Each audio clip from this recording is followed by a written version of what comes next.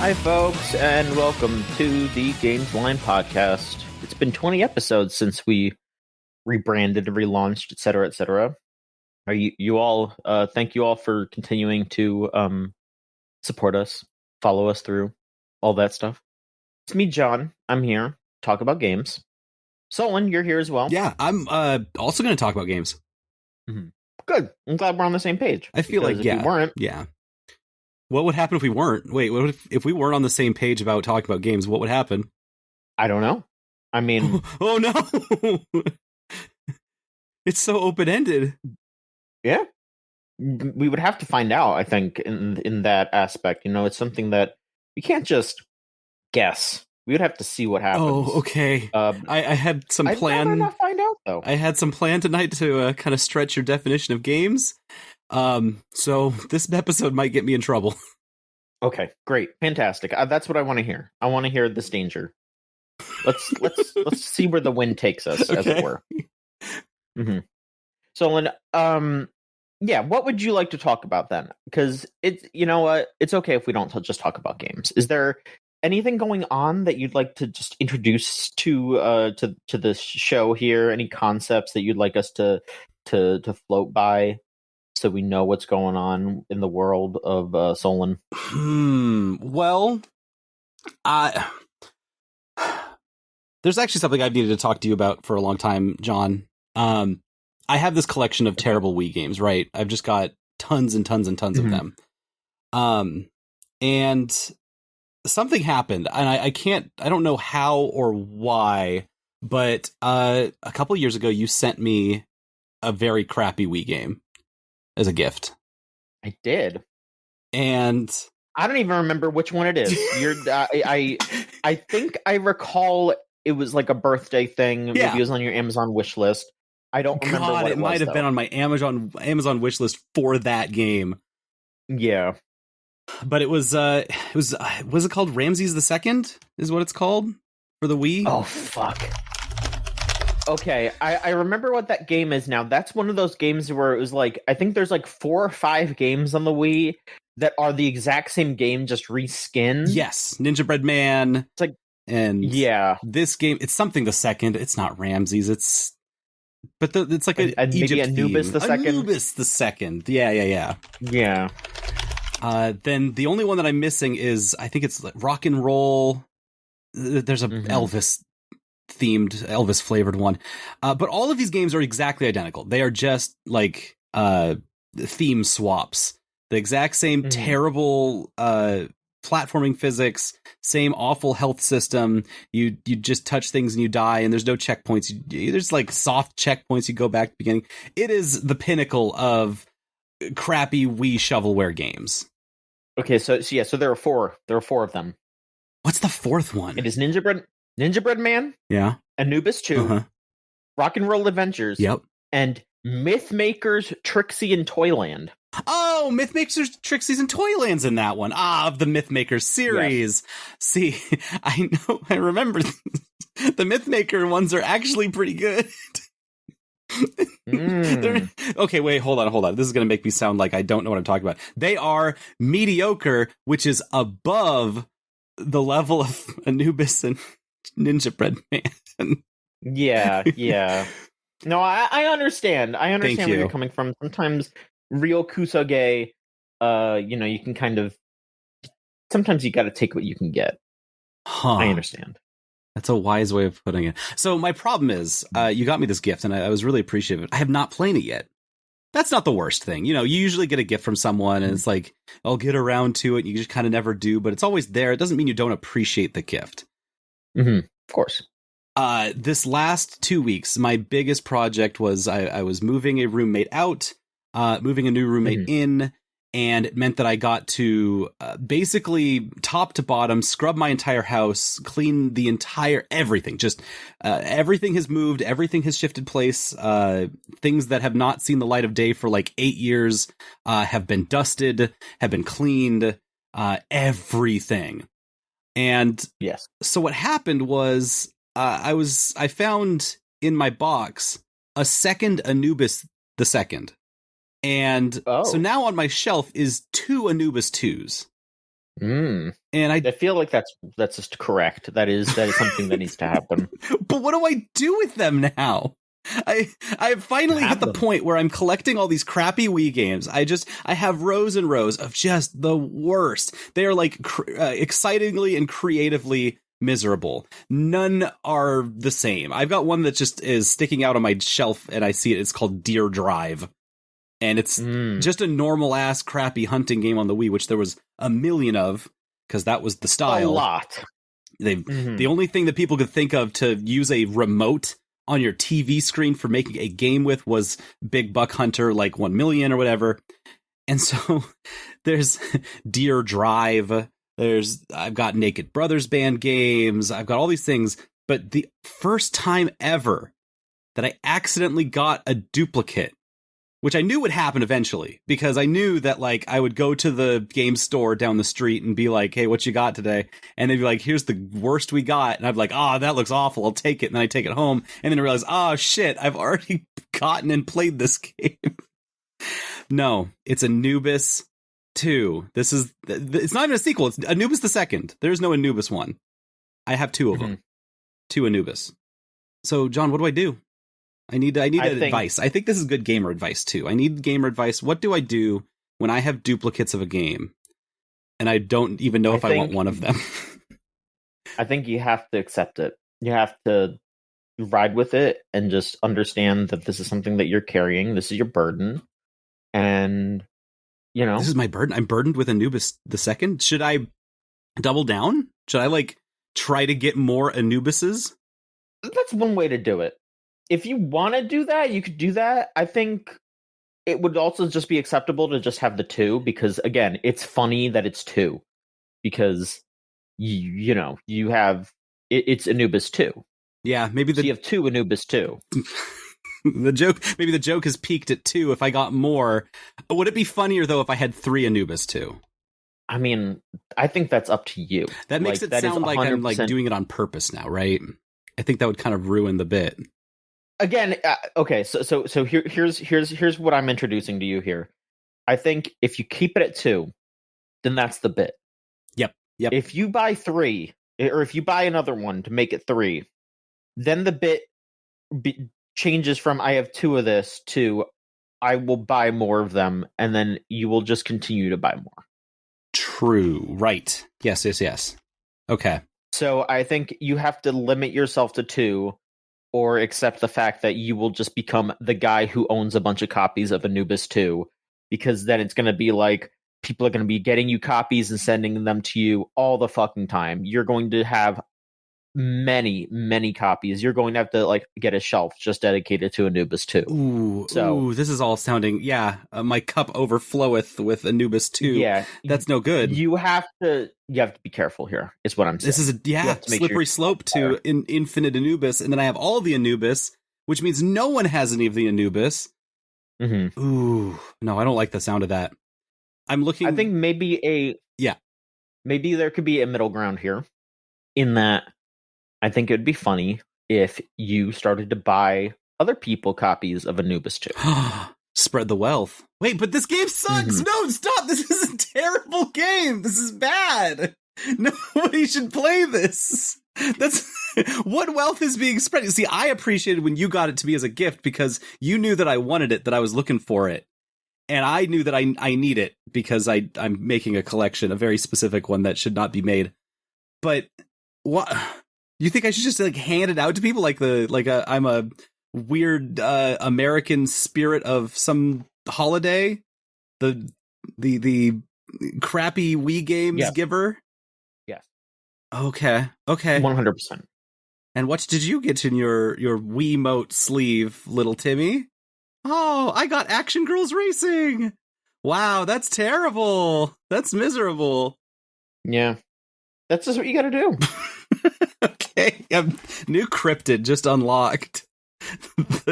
I mean, I the think shovelware giver buying someone Kusoge based on who they are, I think really helps. I think it's a lovely talent. That's true. Anyone can buy someone a good game, and it could be a bit more tricky to buy them a game that is way more tailored to who they are. Buy them a shitty game that they appreciate. That's something special, in my opinion. That's really true. Mm-hmm. I'm looking at the big list of Data Design Interactive games, the people who made that, and I'm realizing that I've played a lot of these. Most of them are racing games. Like there's Monster Trucks Extreme and London Taxi Rush Hour. I think one of the ones that I have played is where did it go? There's Kawasaki Snowmobiles, Austin Mini Racing, where they're like Mini Coopers, and in Austin or something. That one's fine. That it does its job. But I think the one that actually sticks out the most to me is they do have one that I'm looking for called Hamster Heroes on the Wii. Okay, is that like a rare one, or are you just I'm just not gonna go? I just found it. I'm not going through the effort. I just found it. I don't know how to go through the effort. I guess I could just go look and see if this game exists anywhere. But they made a monkey ball game. These platforming people, the guys that make the very bad games, and I figure like, what kind of genre can you really fuck up? Like more than should be reasonable. Monkey Ball. That sounds like the easiest game to do wrong. Yes. Extremely. Okay, yeah. Now I'm looking at footage of this game in action, and looks it could swing. It could be either really good or really bad. And there's no way to know until I put my hands on it. So this is a feelings type game. I'm having some feelings looking at they're gerbils dressed up in military. Like for some reason they have this branding of like I'm a hamster and I'm in a ball. What do we do with that? Oh, they all have to have personas. There's 4 personas. There's an evil hamster who's like an evil villain. There's a super hamster. There's a Japanese samurai hamster named Katana. And then there is Sergeant Fluff, the main character who wears an army hat. And those are the only 4 Sorry, I'm looking at the UI. It says when you choose your character, it says choose your myth maker, which is, I think, just copy and pasted directly from the Mythmaker games. They vaguely changed the UI, did not change the text. Good lord. Incredible. Gaming has never been better. No, yeah, we peaked in 2008. Anyway, how are you doing, John? What's been new with you? I feel like things have changed for me hearing you talk about these games, but you know what? That's fine. We're learning together. I told you, I'm challenging your understanding of what games are. Yeah, you should. It's good. I've just been doing work. I've just been doing what I normally do. Something I've been trying to do is I've been trying to approach Gamesline again with the focus. I want to do things here that I used to do a lot more. I'm going to try to write more. I'm going to try to participate a bit more in the conversations and all that. Well, yeah, as editor in chief of all this, what shape do you want Gamesline to take in the future? Like, what kind of directions do you want to push in? Because I feel like basically a lot of things have changed since Gamesline. I mean, since Chooch inception and Gamesline following. So, like, the world's your oyster in a lot of ways. I want it to be the same thing, except we all want to do it, and we all support each other. And I just think that it's been a little hands off lately. Okay, so I would agree. My hands are warm. I've kept them next to the fire, and I wish to place them onto the site and exude that warmth back into it. That is what I want to do. Hey, I love that. That sounds awesome. So, I have been gaming on a new game, and I am going to write a review for it. I'm not saying, get around. No, I'm going to write a review for it. Yep. I'm going to write a review for Fate Samurai Remnant. I am tackling this. I'm going to do it. My eyes are on the prize. I don't know how far I am into this game, but I can speak a little bit on it. I am maybe like 10 hours in. Again, don't know how long this particular number is. Solon, I guess I should ask you, because I don't know the answer to this, and I kind of want to see if if it is the answer that I'm guessing. I would like to tailor my explanation in that sense. But if it's not the answer that I'm expecting, yeah, I will tailor it differently. But it'll be, but whatever. Solon, how much do you know about the Fate franchise? What are you familiar with? Wow, the Fate franchise. I know I've seen like an episode of Fate Stay Night. A lot of us, you follow a lot of us on Twitter, so you are somewhat. I feel like I'm inundated. You've seen it. I am saturated. I am surrounded. They're around my building right now, and they're breaking down the door. But it does that One Piece thing to me, where I'm just like, it's too big. I don't know what's going on here. I don't blame you. I don't blame you at all. I mean, I'll be honest. I am I have a weird relationship with Fate in that, like, I played the gacha game for a hot minute, and I've read some stuff, but I haven't actually experienced Stay Night, which is like the main story. Right. I know there's Fate, and then there's Stay Night, and those are different, but kind of not. No. Fate Stay Night is the original thing. Yeah. It's just, they're all just called Fate blank. Okay. That's what it is, yeah. There's not a thing just called Fate. It's Fate Stay Night, and then they have like Fate Zero, Fate Apocrypha, Fate Extra, etc., etc. Fate Grand Order is the big gacha game, which is like the highest grossing single game of all time, if I remember correctly. God, that sounds right. Yeah, I mean, because it's like the progenitor of how gacha games work in the modern sense, I would say. Like, I think there were some beforehand, like, like Love Live and all that, but I just think like the whole getting a cast of characters and having these events to highlight them, and enticing people to spend way too much money on their casino. I feel like Fate can be anything. Evil shit. And that's kind of part of the situation. I think the thing I run into is that there's plenty of large fiction series that are too big for me, like Homestuck.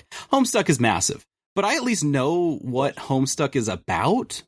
It's about kids playing a video game, and then it becomes real life, and it does a whole thing. That's a way gross oversimplification, but like, I know that. I know One Piece. I know it's about pirates. I know it's about Monkey D. Luffy doing his thing. Anything about Fate, I know that I'm the bone of my blade or whatever, and I couldn't tell you what that series was about. I think it's about like people that can summon weapons that are people also.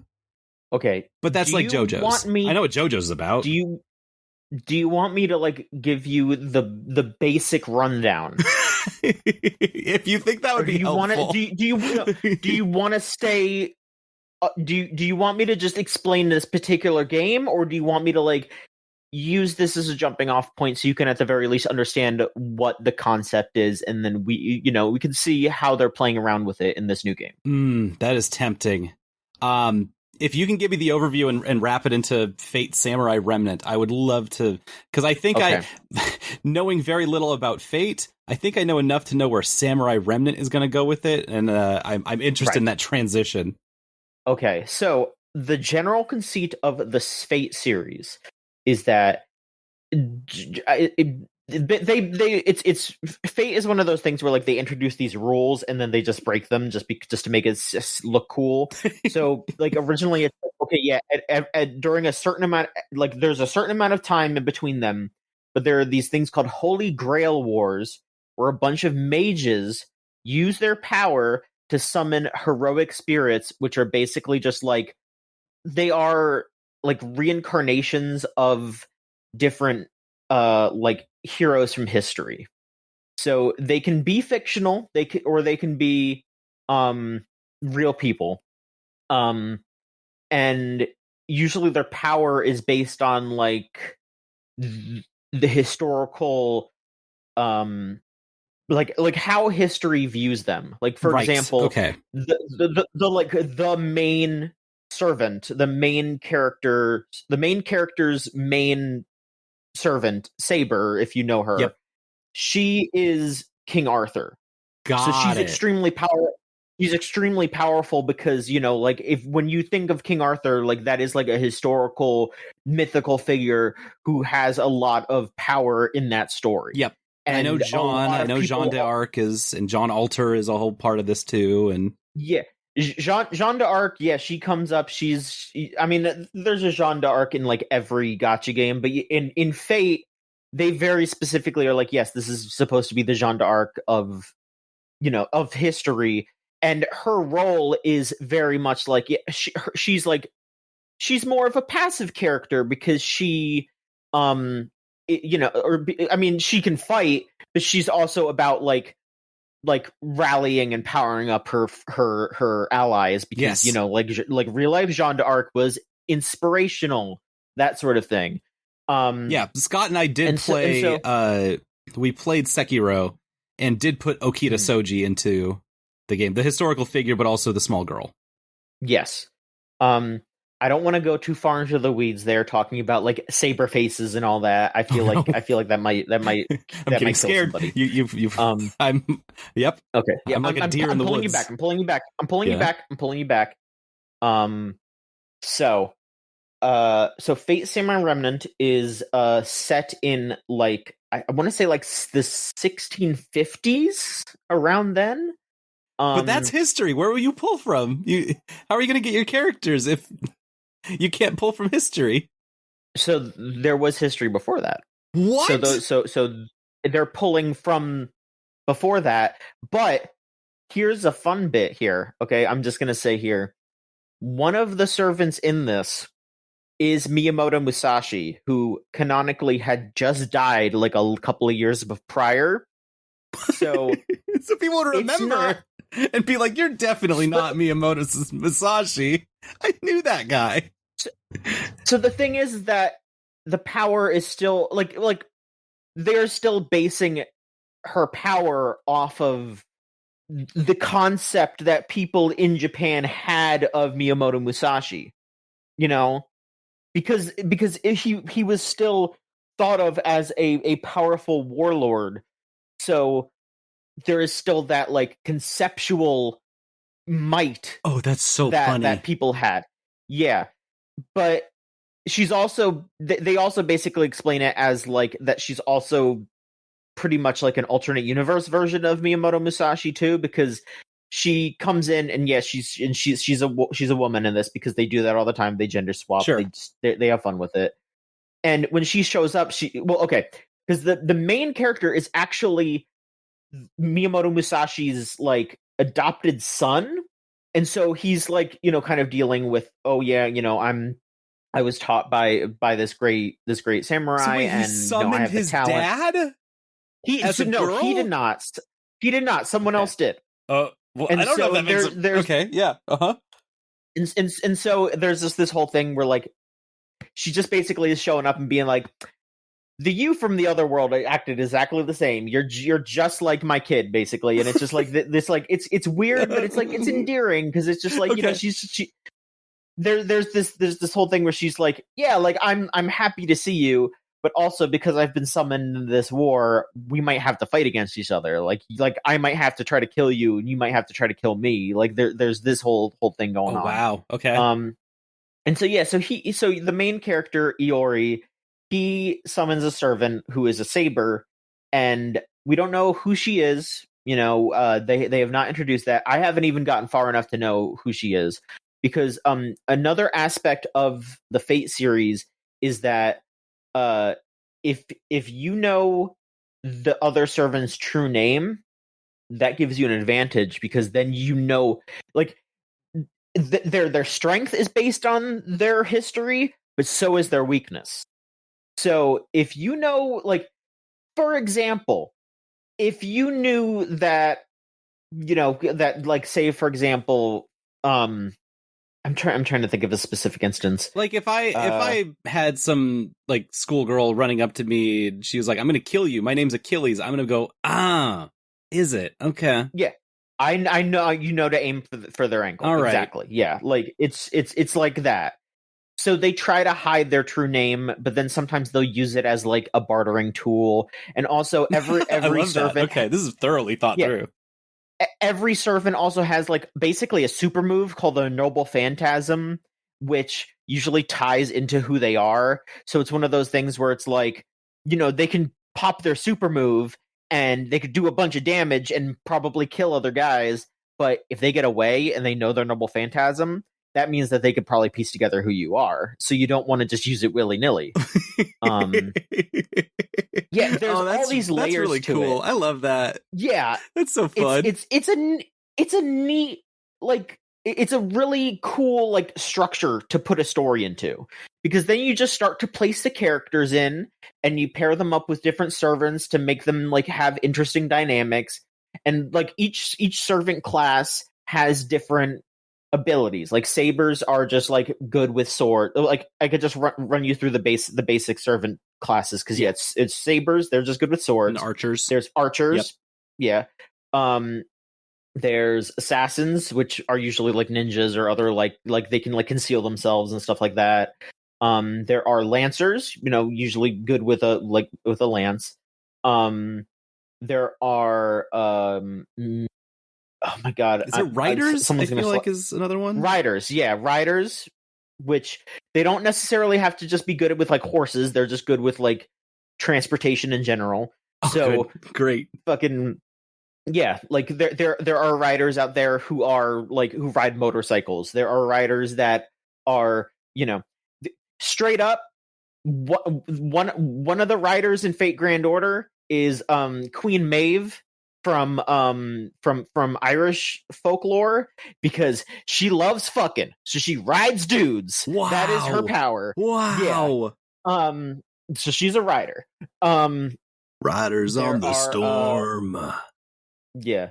There's oh my god, I don't think they're just called mages. Oh my god, what are the casters? That they're sounds like, right. They have that sounds magic. Very familiar. Yeah, they have magic.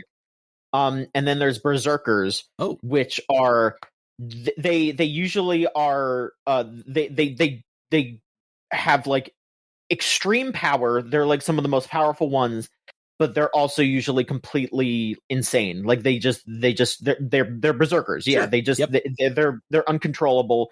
Sometimes they get summoned and they are controllable. Like Musashi in this is a berserker, which is she's normal, but she's also just extremely powerful. It again, like I said, they introduce these concepts and then they just break it because they don't care. It's 100% just we're having fun with it, and that's what I respect about it, is that they have these conceits, they have these concepts, and then they just let other writers come in and come up with their own characters, come up with their own, choose whichever historical characters they want to bring up, throw them in the pot, and see what happens. Like, that is what Fate is. It is just this really genius structure to allow these characters to bounce off of each other. And so so Fate Samurai Remnant is set in the past, so it has that like interesting conceit of, okay, we don't have to like think about modern conveniences and how that'll work. They base it around how this would go down if it was set during Edo Japan. That is more complex than the other game that came out earlier this year was the Yakuza game, Ryuga Gotoku, the what is it called? Ishin, which is also set in the past, except Kiryu still has to fight people with guns, which is funny. It is absolutely just like they just wanted to reskin it and do whatever. But this is specifically like, hey, we want to tell this story. Yeah, this seems a lot more involved in the way that it has to inherently with its own deal, because there's less history to pull from. Yeah, but I think they do an interesting job with it. Some of it is just goofy though, because some of the servants that show up are just like popular servants that aren't like, because they have official servants and then they also have rogue servants. So they're basically just they don't have any masters. They're just kind of showing up as wild cards. Yeah. And basically they are there so you could do missions for them. That's pretty much it. Like, it's like, oh yeah, Cú Chulainn, also from Irish folklore, he shows up because he wants to fight, but then you do missions for him because he's like, hey, I want you to become stronger because I want you to be as strong as possible to fight me. There's the funniest character in this game is Tamamo Arya, because Tamamo no Mae is a Japanese fox demon who the nine-tailed fox, basically. Okay. And sick. In the world of Fate, she basically got split into nine different Tamamos. That's a problem. So but there are not nine. For Fate. Yeah, there are 9 Tamamos. Yeah, there are 9 Tamamos, and they each have different personalities. Basically, the main Tamamo is basically just like, hey, I want to be a good wife. I'm gonna be a cute wife for my master. Okay. There's Tamamo Cat, who is who loves spaghetti and is a berserker. I know a lot of people whose personalities I'm a cat who loves spaghetti. Yeah. But in this game, it's Tamamo Arya, she's a rider, because she has a fox that she rides around on, like a wispy ghost fox thing that she rides around on. Sick. And she also looks like she's a little girl. She looks like she's like 12, like maybe even younger than that. And she looks like she is high as fuck. She is just like sauntering around, just, oh, hello, Sir Samurai. I would like to find the most beautiful things. Just wasted, fucking wasted. And you just do missions where you go and gather pretty things for her. Like, the first thing I did was I found a really shiny fish for her, and she's very happy about that. So that's the kind of shit that's going on in this game. It's very basic. It is made by oh my god, Omega, the people that make like the Dynasty Warriors. Is that Omega? Not Omega Factory, is it? Omega Theory, is it? Omega Theory? No. Oh my god, what is it? Okay, hang on. I'm Googling. Oh, I'm seeing it now too. Omega Force. Yeah. Omega Force, yes.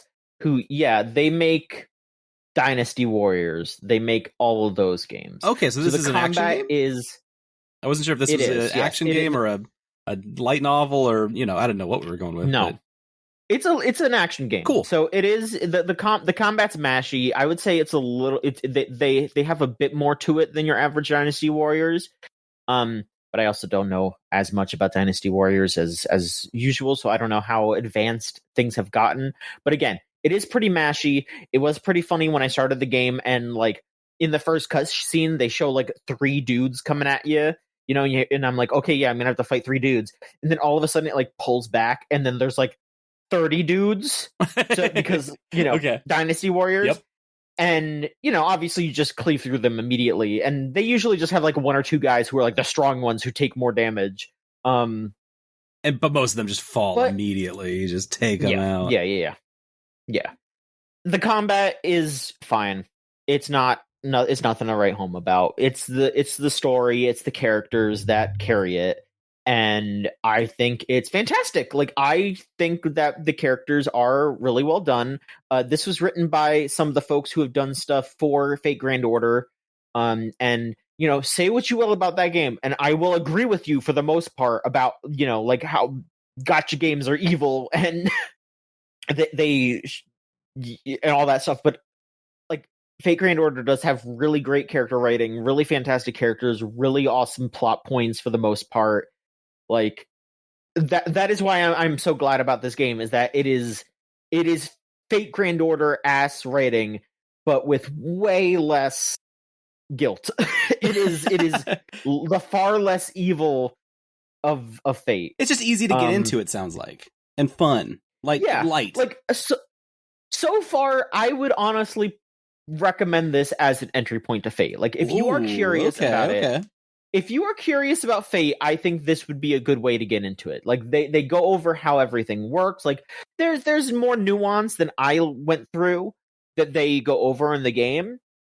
But, obviously, if I'm just kind of giving you the rundown, the quick, you don't need to know all that. Yep. But they give you everything that you would need to know, and the characters are just fun. Like I love that they are more I would say it's nice that they are a bit more mature than a lot of the other like Fate Pro tags, because a lot of them are like high schoolers and that sort of thing.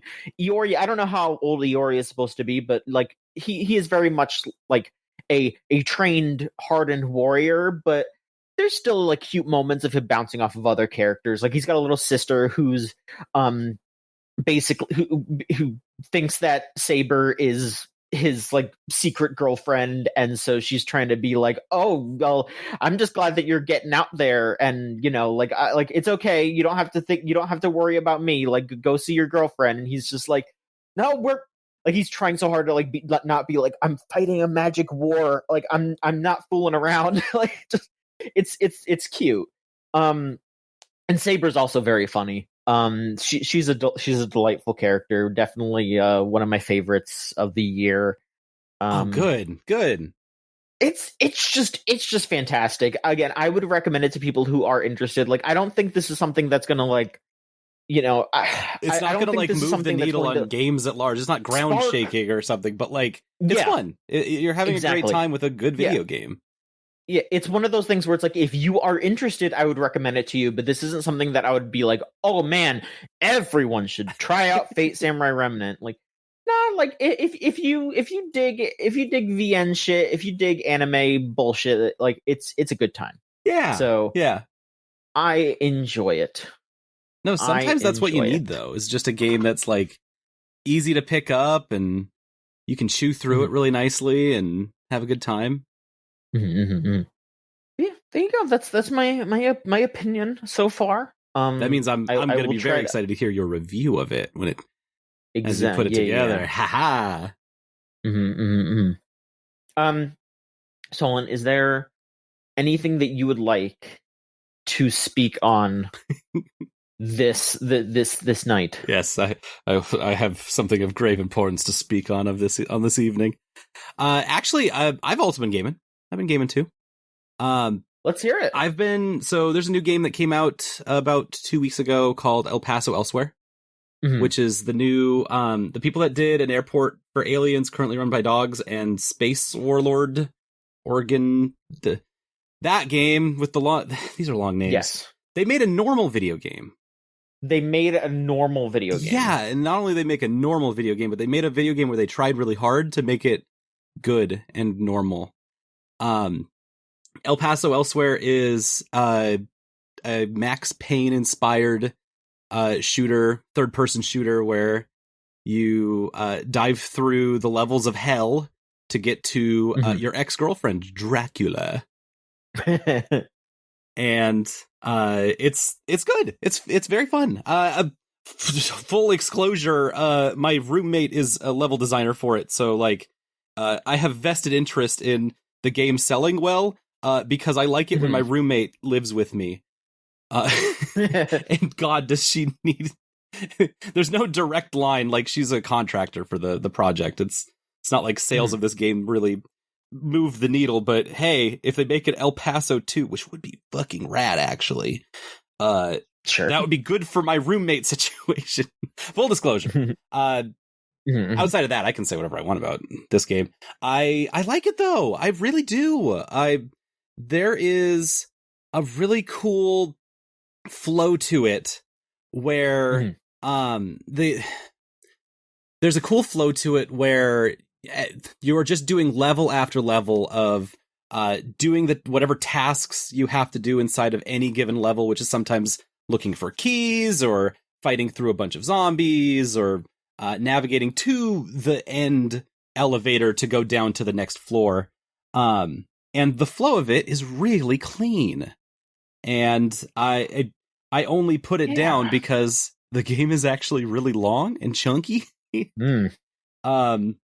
The combat loop is you have a very slight amount of resources that you are constantly trying to preserve by using your slow time effect.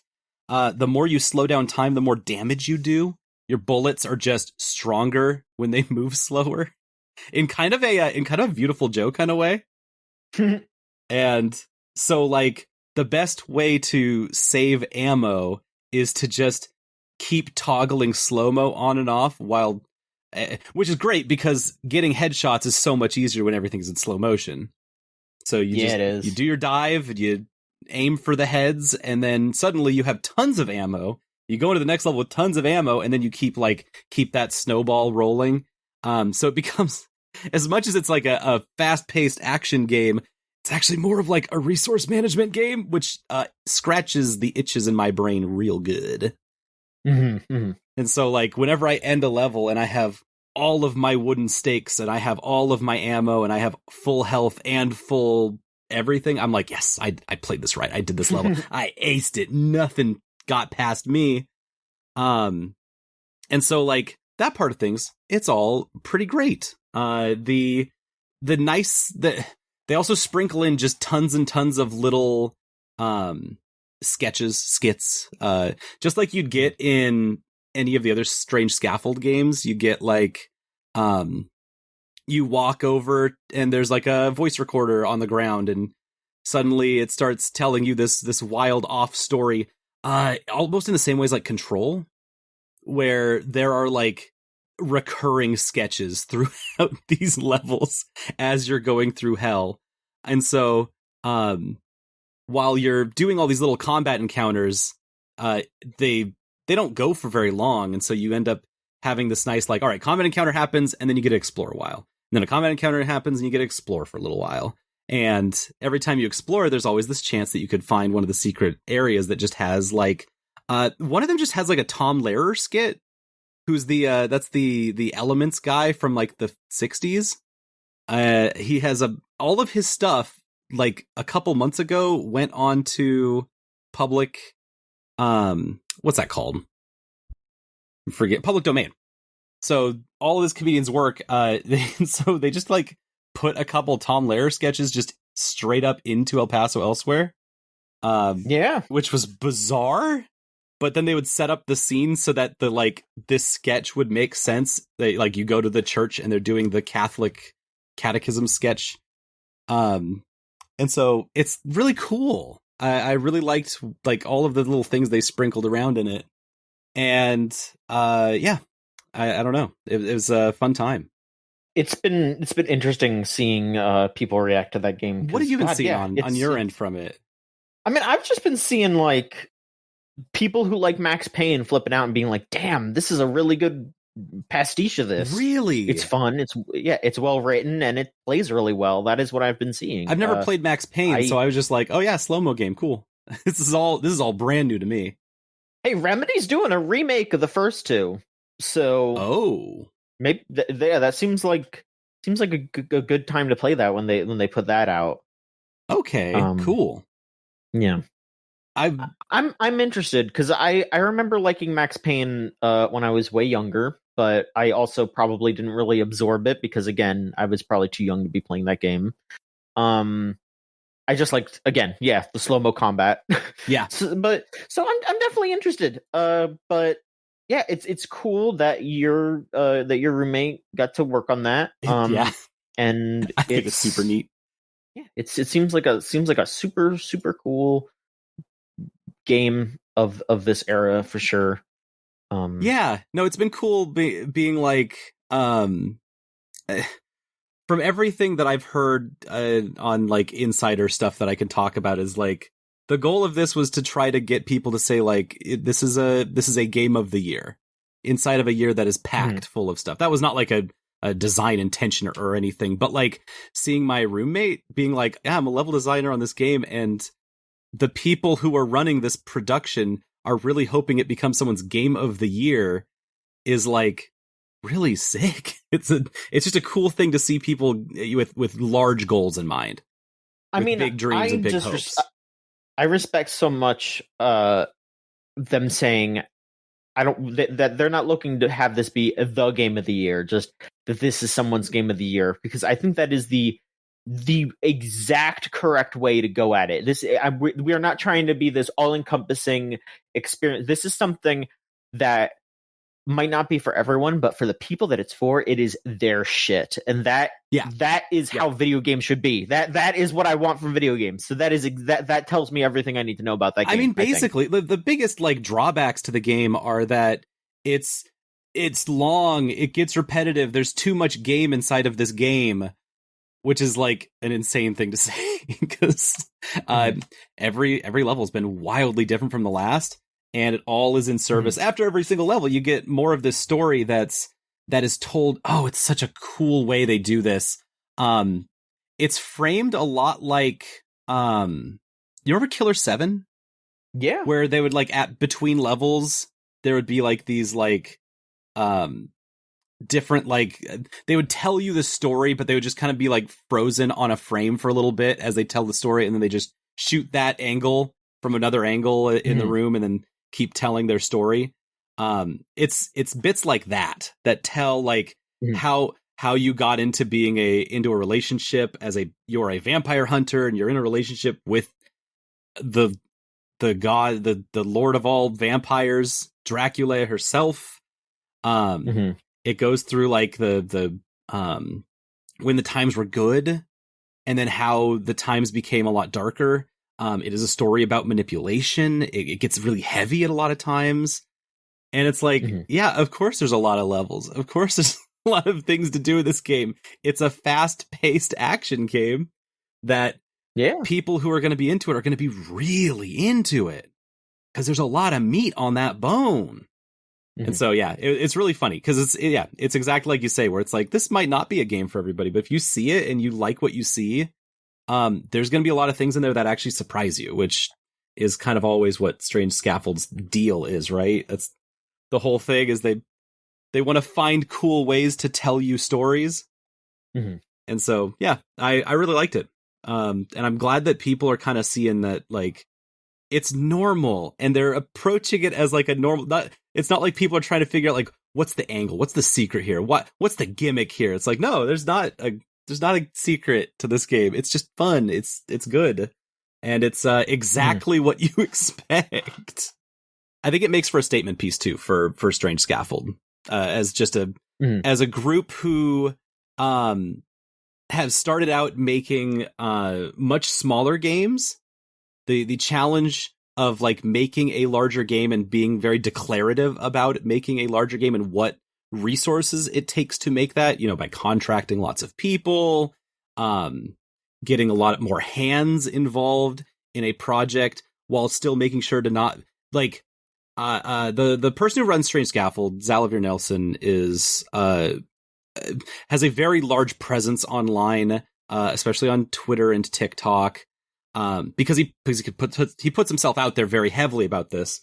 But it's also interesting because he is not Strange Scaffold. Strange Scaffold is larger than him and everything else. And that's kind of the idea.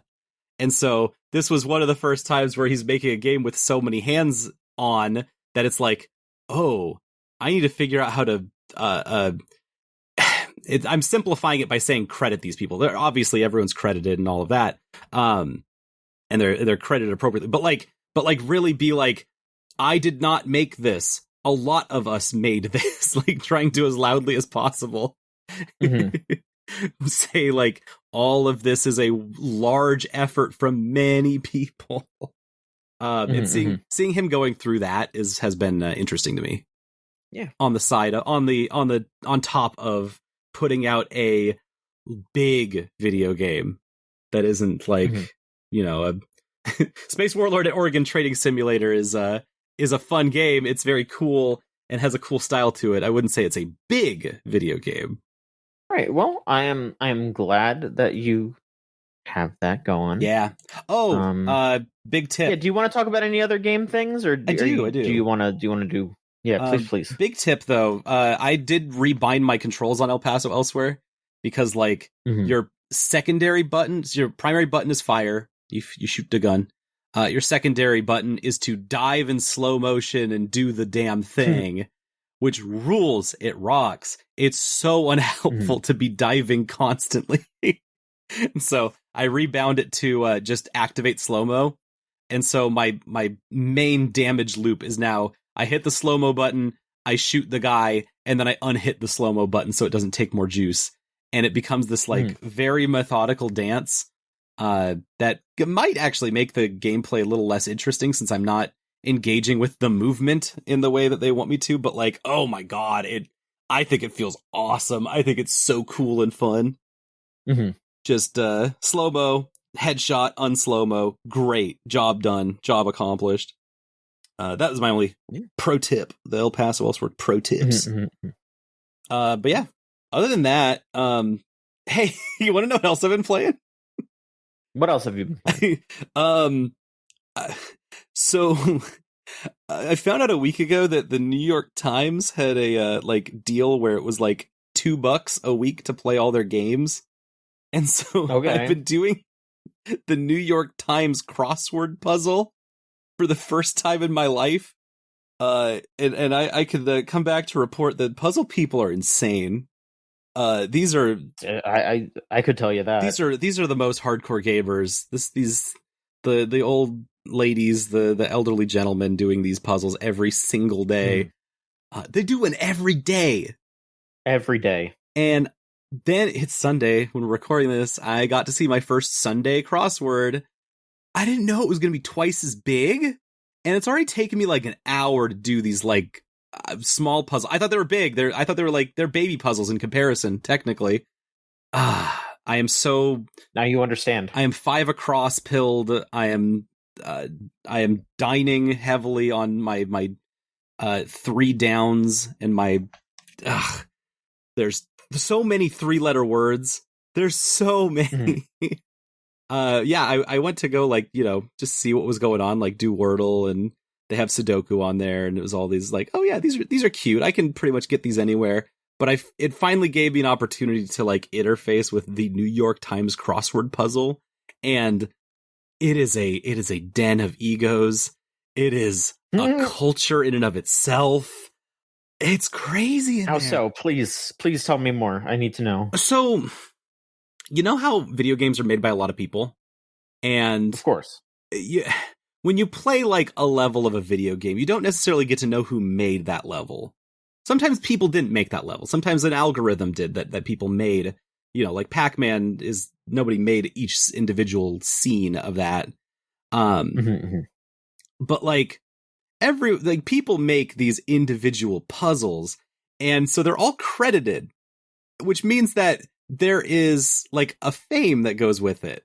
Like you would be like, if you were a Jeopardy contestant, you could make that your whole thing. There's people whose whole thing is, that's right, I designed your New York Times crossword puzzle last week. Oh shit. And then there's comment boards for every single, which all feeds into the New York Times, right? It points you to the website, and you go interact with all the other people that do crosswords every day. And they tell you, oh, this one today, no good. Nope. I just, it didn't take me on a journey like your previous puzzles did. People are looking to go on a journey in these crossword puzzles. I saw a comment for one yesterday that was just like, I liked the gimmick, but I think there was ways that you could have gotten more out of this. And I was like, oh, these are gamers. These are the most gamers. I have stared into the void that is the New York Times crossword puzzle, and I don't know. It's scary out there. And I'm so glad that this is something that you've experienced. They're written in an alien language. Like the ways that they like write clues and that people are supposed to understand what the fuck they mean. I just opened the one for Monday that the first clue is just daddy's daddy. This is going to be a good puzzle. I can already tell. I'm going to put that one away. That's for later. One across, daddy's daddy. Yeah, there's the 3-letter word, 27 down. The clue is spawn in water. What the fuck could that mean? I don't know. Salmon? Salmon is that 7 letters? Or 6 even? I don't know. Fish. And so, like, yeah, I have to basically, to do anything in the crossword puzzle, I have to rely on clues that are like Oppenheimer actor Malik. It's like, okay, I know who that is. I can figure that one out. Right. And there's like the ones that are just like facts that you can easily get. But then there's been puzzles where like they'll have gimmicks where they just reorder the letters. and they'll like tell you midway through the puzzle, like one of the clues will be, this is the word that is the gimmick for this week's puzzle, and the word will be like crisscross, and then the puzzle that it like the clues that it's pertaining to, it'll highlight like 8 or 9 on the app. It'll be like, all right, these 8 clues, that's right, they're crisscrossed. Mm-hmm. And you just have to assume that means like, you have to figure out what that means. I wouldn't know. What does crisscross mean? Does that mean that you weave every letter? Does that mean you usually, I think the one that I did, it was like, all right, one of them was topsy-turvy, but when you actually put it into the clue spots, it came out turvy-topsy. That was their gimmick. Right. They're out here gaming. It's crazy. They have personalities to each day of the week.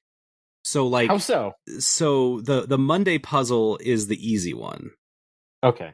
And the Thursday puzzle is the wacky one. They like, I see all the comments that are like, yeah, this sure is a Thursday puzzle. Or I had one on Wednesday that was like, there was like a bunch of snakes in it, and you could find the names of snakes weaving in and out of the clues, which was really sick to look at. That's impressive. It was really impressive. That's fucking impressive. It's so crazy. The high level of stuff. And then like the comments were like, this is such a Thursday puzzle on a Wednesday. What a treat. and then it's all leading up to the Sunday puzzle. The Sunday puzzle, the culmination of what has transpired. The god of this shit. That's a lovely thing to get a glimpse into. I'm happy that you told me about this. I'm more interested now, you know? Yeah. You know, like that's cool. I just use the internet a lot. I'm not going to be like that person that just has mental level knowledge of all things, including they love puns. They love puns in these. They love them. And so like you have to like unpack so many things to understand any one little bit. And so like I'm looking at one clue that says iPhone charger, which that doesn't mean anything, but it has a question mark at the end, which I know is the language of this game that says this is going to end with a pun. So it's not a literal iPhone charger. It's going to be someone who makes charges to an iPhone or something. It's going to be, we're going to play with the language on this one a little bit because it's got a question mark at the end. Absolutely. Yeah. And so playing around, we're having a good time. Yeah. It's been fun, and very weird. Mm-hmm. But technically it's a game, and it's technically what I've been gaming a lot on, because if I did 5 of them and each of them takes an hour, I've put like 6 so hours into the New York Times games section. You've been gaming. You have been extremely gaming. I respect it. And I have been wordling too. I always start with gamer. Mm-hmm. That's the starting word for Wordle. Okay. Extra gamer points for that one. Thank you, John. Thank you. Yes. Good. All right. Well, there's been a lot of news this week. Oh Lord, has there? There's been a lot going on. I think I'm gonna do the old randomly choose one here. Throwing a dart at the board. I'm gonna close my eyes and then I'm gonna click, and then whichever one I land on is what we're gonna talk about. So. Okay. All right. Here we go. Compile Heart is a company that you may recognize the name of. They are the folks who make. Well, they're the ones that make all those Neptunia games. Oh, yes. Okay. Yeah. So, I don't know. I'm no expert on this, but I feel like recently, like those games have always been kind of like guilty pleasure games for people. It kind of seems like recently those games are even like beyond guilty pleasure, where they've just been kind of like these low quality, but they've still got a bit of gumption to them that people still like, but they're still pretty bad. Huh. Well, okay. Seems like Compile Heart is straight up just being like, we are restructuring and we are going to put some fucking effort into some games. Ooh, okay. They announced that they're making a Toho turn-based strategy game. So in the style of a Disgaea or a Final Fantasy Tactics. Yeah. When you say Toho, anyone can make a Toho game, and there's like a million of them now. Yes, anyone can. Anyone can. A turn-based strategy, yeah, there hasn't. I don't know if there's only been a smattering of Toho turn-based games. I mean, there's probably been a Toho game of every single kind, Right. but you know, but like as a big thing, as a big production by a big company, that sounds awesome. Mm-hmm. Great. If I was getting serious, that would be a direction I'd go in. They are doing a new numbered Neptunia game, which again that shows that they are putting in the effort. This isn't just like a spin-off. This is a real game here. We're going for it. And the people who made Compile Heart originally were a studio just called Compile, and those folks made the Mato Monogatari games, which spun off into the Puyo Puyo games. Oh yes, okay, yes. Mato Monogatari is the series starring Arl, who goes around dungeon crawling. Difficult games, very difficult, but pretty much all the characters from Puyo Puyo are from Mato Monogatari. And Compile Heart, but Sega owns Puyo Puyo and all those characters now. But Compile Heart has made a deal with Sega to make a new Mato Monogatari. They are making a new dungeon crawler RPG with those characters. Oh, that's cool. That's so fun. Good for them. Yeah.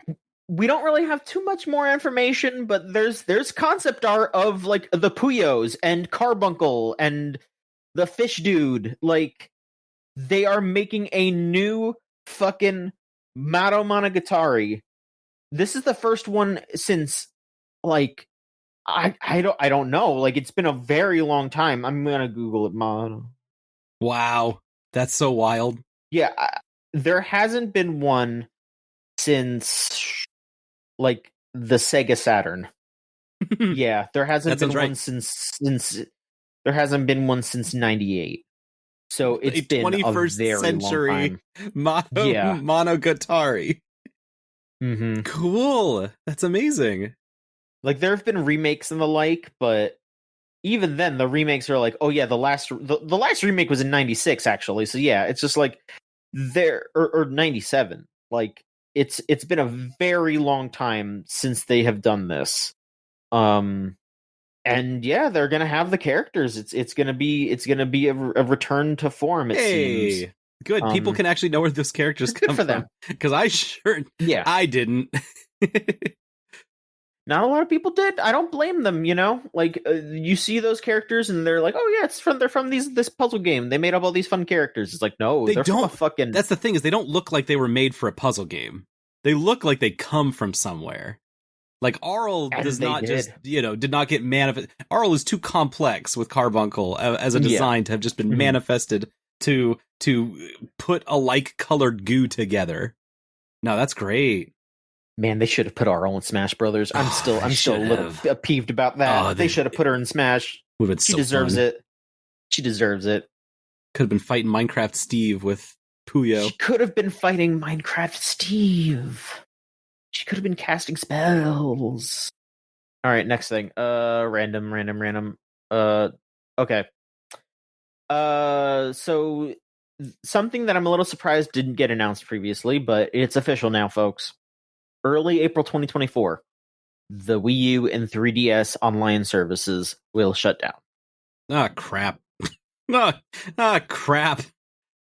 So there's that, but I guess I will say the good news here is you really don't have to worry about it. Oh. What do you mean? Because if you say, for example, I'm not saying that you should do it, but if you somehow ended up having a homebrewed Wii U or 3DS, it would be pretty easy for you to just connect to the online functionality that is being worked on right now that will most likely launch before this online functionality shuts down. That will have enhanced features, and it's gonna just work fine, and you don't really have to worry about it. Wow. Oh, okay. Thank God for the hackers and the brewers. Yes. So basically, it's one of those things where it's like, yeah, it's gonna be annoying for folks who aren't in the know, I suppose, but it's gonna be annoying for people who would like to buy physical Wii U and 3DS games, because those are gonna just once if that online store shuts down, or not the store is gone, but the online functionality all shuts down, then those become very rare and very necessary, at least in my head, at least. Yeah, I mean, the good thing is that 3DS games aren't super rare, and Wii U games are also maybe not super, but also like there's only like one that you really have to worry about, and I wish they would just port it. Yeah, I was at the game store yesterday, and the 3DS side was kind of nutty. They were getting real up there in price. It didn't help that I just saw the wall of Shin Megami Tensei games they had. Oh yeah, those games are just, because those are always like $90. Yeah, I mean those games are kind of always expensive. That's not like a 3DS thing. That is just weird. But so outside of those specific things, I think everything should be fine if it all shuts down.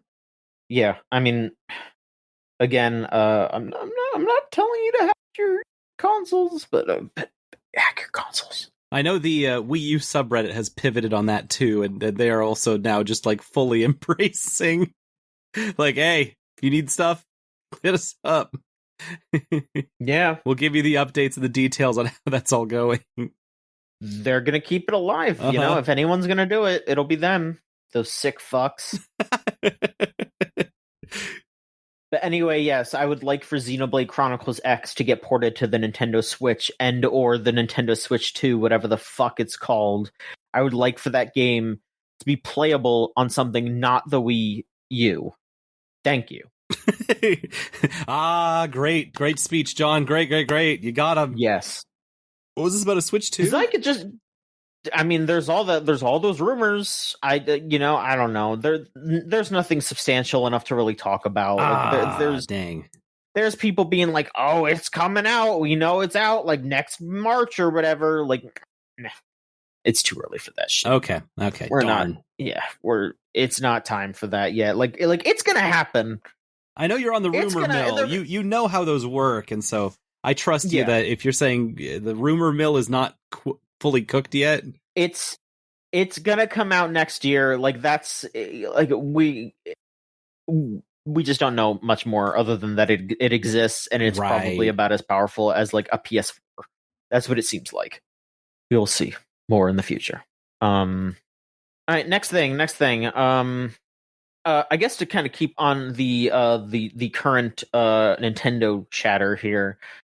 Did you know gaming did some new translations of Pokemon articles written in Japanese that cleared up some long-standing claims, I guess I should say. Yeah, like some long-standing things that people were just accepting as truth that have now been basically refuted in a way.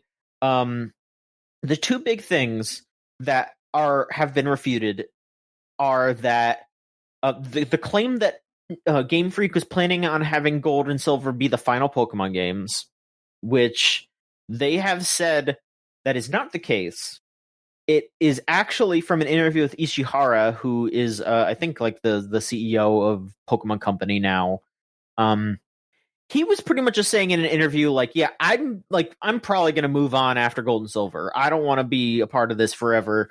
But I guess the money was too good. Like he was saying, oh yeah, this will be it for me. That was not supposed to be the end of the whole Pokemon series. Okay. Yeah. Huh. And the other thing, the more controversial thing, I think, is that they actually revealed that Iwata did not fit Kanto into Gold and Silver. It was not his work that did that. Okay, because everyone always was talking about how it's like, oh, thank you for Satoru Iwata. He's the man. He's the one who put Kanto into Pokemon Gold and Silver, which was, at the time, mind-blowing that you could fit what is essentially 2 Pokemon games of space into one cartridge. So, yeah, he did not do that. That was something that they were planning on doing pretty much from the start. They just had to update the chips and all that to make it possible. But the thing that he did is a bit less bombastic, but it is probably way more important, honestly, is he made the game just run faster. Like, he made the battles load in, like, a couple seconds faster each time. Oh. So Yeah. Yeah. Little optimizations there You know? are really the thing that ties games together. People don't necessarily get to know that when they just, play games, but when you optimize systems to be smooth and quick, that is not trivial at all. It's usually 90% of your labor.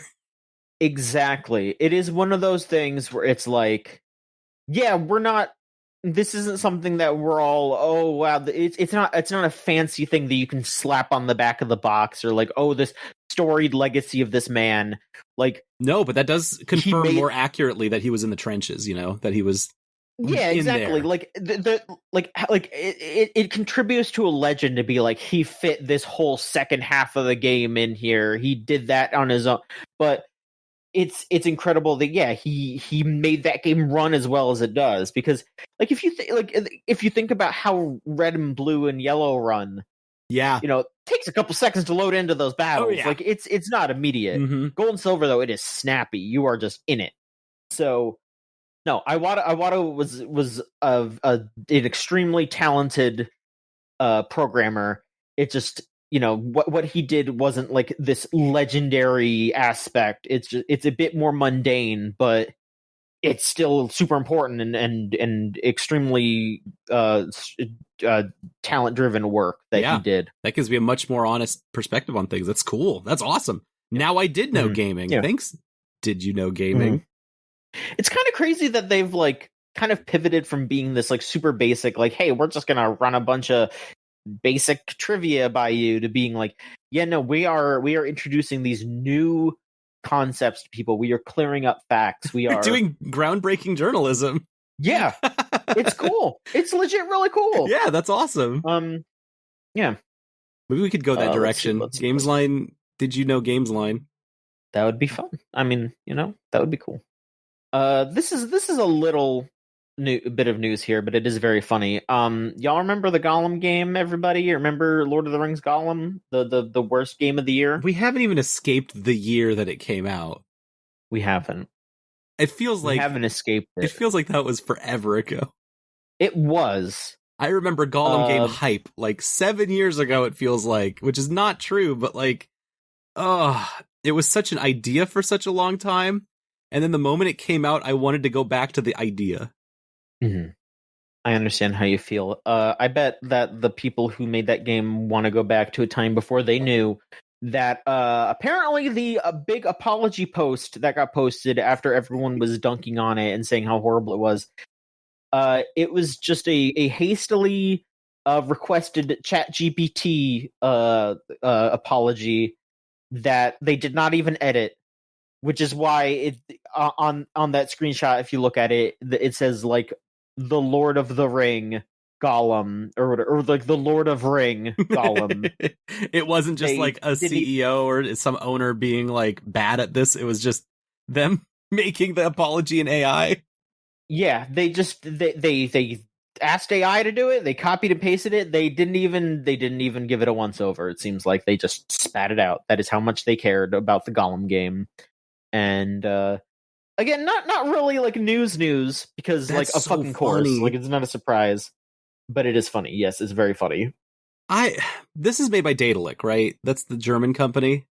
I want to say so. Yes, I'm pretty sure that's right. Maybe they're I don't think they care. Like, what do they care if they made a big swing? It didn't hit. They're just gonna go back to making more games. I don't think this is something that I feel like they're so focused on like other things at this point that any kind of bad press about them, like, oh wow, they really don't care about apologizing for making a bad game. Like, but why should they? Yeah. Why should they care that they made a shitty apology in 5 seconds? Aren't they kind of busy with like recouping losses and trying to get back onto new contracts and making new things, which they're in Germany. No. Like they're Daedalus. I don't think they've had many successes over the years, and I don't think they're in a weird space where they are they're not like the most indie gaming company, and so they can take those kinds of massive, what would be a massive L for anyone else. Because they're like equally strong and unknown. Mm-hmm. If you were to ask, the average gamer on the street who made the flop that was the Gollum game. Gollum game. Who made the Gollum nobody game? Fucking knows. No one knows. There, it doesn't matter. Yeah. I don't know. There's something about this that's stunning to me because they can just dodge all of this. They can dodge bad press. There's who is going to make them, accountable for this? Someone in Germany? Probably not. Who cares? There's a whole language barrier there at that point. I don't know. It's fascinating to me. Mm-hmm. The Gollum game and how it has affected. When I was at PAX, the Daedalic, the publishing branch, was there, and they had like 5 other games that they were showing off, and on their reel of like, here's all the games that Daedalic Entertainment's made, here's all our Deponia stuff. It was a long list of stuff they've published. Gollum was not in there, just scrubbed from the record. And so I think that says more than anything about where they are as a company and how they're dealing with this, Yeah. Apology written by ChatGPT. And not even edited. Unedited. Out the door. Done. That's how Don't low. have to think about this now. That's how low it was on their. We apologized. Insane. Fucking sane. All right, let's see here. This one. Let me make sure that I'm getting the full information here, because this is a bigger story here. All right. Bungie. Some shit's going down at Bungie here. Their former HR manager for Bungie is suing the studio. They are claiming that they were wrongfully terminated and that the company retaliated against them. This former HR manager, her name is Ingrid Alm. They were asked to investigate the only black employee on the 50-person team. And the employee told Alm that he felt singled out. And so Alm was like, okay, I'm going to bring this up to the supervisor. I don't want this to be bad for you. I'm going to try to fix this. And she was met with, quote, hostility and denial. And as she continued to try to go up the chain, she hit her supervisor, a Dr. Courtney Benjamin, who then said that Alm angered her, gave her a poor review of her performance, and then was told to seek an off-ramp from the company. Oh no. Then Alm got her email turned off with no further explanation. And then at the end of September, Alm was told her resignation had been accepted and just got cut off, just let go right there. Even though she didn't resign, she was being fired, but they claimed that she resigned. So that way, it's not a firing. It is a different thing, that she volunteered to leave, not that they fired her. God. So nothing's ever changed. Nothing has ever changed there. No. The end of this story is, so there's an opening at Bungie? Like, what are we supposed to fucking do? I feel like the turnover at Bungie is so rapid. And always has been. Like, almost always has been. And this is like, a huge part of that is that the workplace is not great.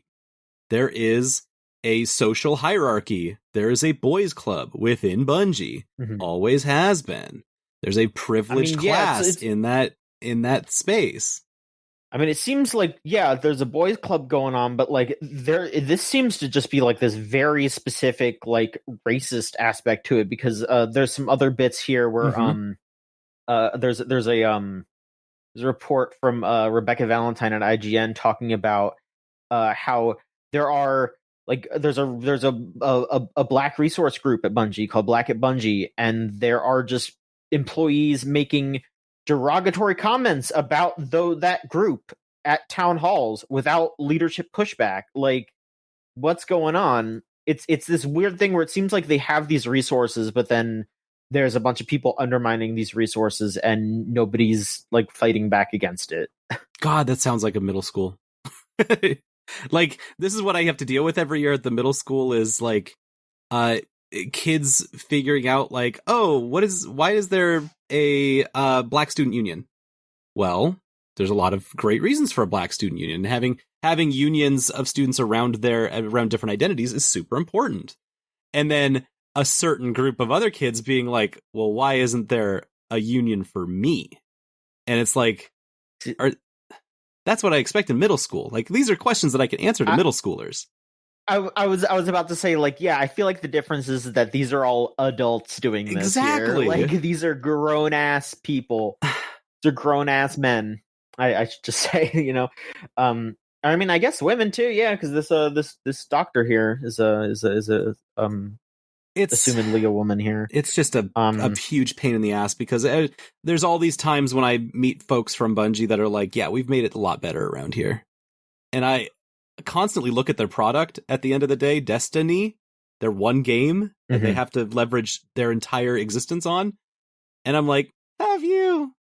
Because the output's kind of the same and the output's kind of not great. And you're not really pointed in any direction that makes it look like you're trying to change your output at all. Have you changed anything internally? And I keep getting signs like, no, actually they haven't changed. It's still just a rapid human machine that just spits people, that brings people in and then a year and a half later spits them out of Bellevue. Mm-hmm. So it's just this revolving door of folks. And then there's a like group of people in there that have been there forever. They're lifers. And they've been allowed the certain privileges that make them very safe in there, and it just means that the revolving door spins faster. Mm-hmm. What a frustrating thing! Like, just that hurts because nobody wants. They have the resources, like they have the resources to work on this, and they're literally just ignoring it. Like, what is going on? That's just crazy. Like, what the fuck? The thing is, and they're pulling from the so there's an opening at Bungie, huh? You're pulling from the most talented pool of people. You can pick whoever you want. You're fucking Bungie. Yeah. If you want, God. Bad. I just keep thinking that on that team of 50, you only had one black person. That sounds impossible. Unless you were trying. That's not the whole team of Bungie. That's not like all of Bungie is but that person. Specific team, but that specific team still, 50. Like, yeah. What's going on? What the fuck? This is it's like the Sideshow Bob walking into the rake scene, except they are but they are like looking down and being like, oh, there's a rake there, we got to walk into it. Like, that is what they're doing. Like, what? Yeah, someone is motioning for them. No, this way, and they're just walking right into the rakes. Like, what the fuck? We want to have, we want to challenge Bungie to try better, do harder, be more diverse, because your game is so stagnant. It is the same. Whatever. What a mess. All right. Let's see here. So there has been a bit of news, some Elden Ring news lately. Really? Cool. Elden Ring. Extremely hilarious here. That Randall Orton from the WWE. Wait. Randy K. Orton? Elden Ring? What's going on here? Okay, John, walk me through whatever you're about to say. So he's posting about playing Elden Ring on Twitter. Because someone was talking to him about like what he does on his way to different states and different cities and all that. He's doing like kind of like I'm just going to answer some questions and stuff kind of thing. He's talking about how it's 8 hours by bus playing Elden Ring. Yep. That sort of thing. And some former WWE guys who just got let go recently, Mansoor Al-Shihail and Brennan Williams. No. Wait. So you're talking about Great Black Otaku. You're talking about these are folks, they just got released from WWE, and they've just been talking about everything on their Twitch channel. because there's so many funny stories that they have to like share from their time in the last 2-3 years. They've just been having a great time with it. They had some kind of scoop on Mr. Randy Keith Orton, because they said that when Elden Ring came out, they were all talking about it. You know, they were playing it, like those two guys were playing it, and Randy Orton like came up and talked to them about it too. Randy Orton was excited about it, but he was having a hard time at the start. So apparently, Randy Orton said that he paid someone online $1,000 to grind out runes so he could hit level 100. Oh. So Randy Orton paid someone online. Wait. To grind Elden Ring for him. Oh my god, that's incredible. Oh, that's so funny. How long does it take to get to level 100? How long do you think this grind would have taken? I don't know. I've never played Elden Ring, so I don't know. I mean, this is during the early days, so maybe there was some kind of like glitch that you could do to like super quickly level up. I don't know, but so if it dropped $1,000, yeah, if it took 100 hours to do this, then that's $10 an hour, right? Like if it took 50 hours to do this, that's $20 an hour to level up Randy Orton's the Viper. He needs to get his character leveled up because the game's too hard. That says some things, but also he really liked that game. I mean, that's the thing, is that like they said that they were talking to him about it when it came out. Yeah. And he posted a tweet recently talking about playing it. Yeah. So he's still playing it all this time. Okay. No. He posted about it April of last year. So no, never mind. He enjoyed Elden Ring. Yeah. He just didn't want to deal with the grind. Like, I respect it. Oh my god, he only wanted to play the end game. You know, he wanted to play at max level, max power. That's fun. He wanted to see the story. He wanted to see what's going on with Elden Ring. How's Millennia doing? Yeah, this. Actually, that's great. And some dude got to make the Vipers, level 100 Elden Ring character. I need to know. Like, again, I don't know a lot about Elden Ring, so I won't know what he means by it, but I would love to have Randy Orton sit down and talk about like his covenant or whatever, like I want to hear, I need to hear him like talk about, man, I don't fuck with Ronnie. Like, nah, I don't trust her. Like I want to hear him like just go in about the lore. That's what I need. Okay. Because this is the question. If he had, because that's what I'm saying is that like if he had someone grind for him, that means that he cares about the lore because he didn't want to have to deal with the gameplay as much. That's what that says to me. Yeah, exactly. So Randy Orton has Elden Ring opinions, and I need to know them. Yes. I see no downside to this, other than him being a little bit of a baby about the beginning of the game, but also he's got other things to do. He's Randy Orton. He's a world famous wrestler. He's traveling all over the place to wrestle. I get it. He might not have the kind of time that a lot of us do to fuck around in an RPG. But I have time. He cared. And he cared so much he dropped $1,000 to some person out there. I was gonna say I got time and I would like $1,000. Hey, what game would you grind for Randy Orton if he gave you $1,000 to grind a game because he wanted to see the story, but he wanted to make it easier? I mean, the thing is that that's kind of a hard answer because a lot of games that have good stories don't really map out to grinding in a way, like Elden, like, because the thing is too is that Elden Ring, like, there is still that skill aspect. Yeah, even if you're level 100, it's you still got to play that game. So Randy Orton comes to you and says, "Hey, I don't know anything about Pokemon.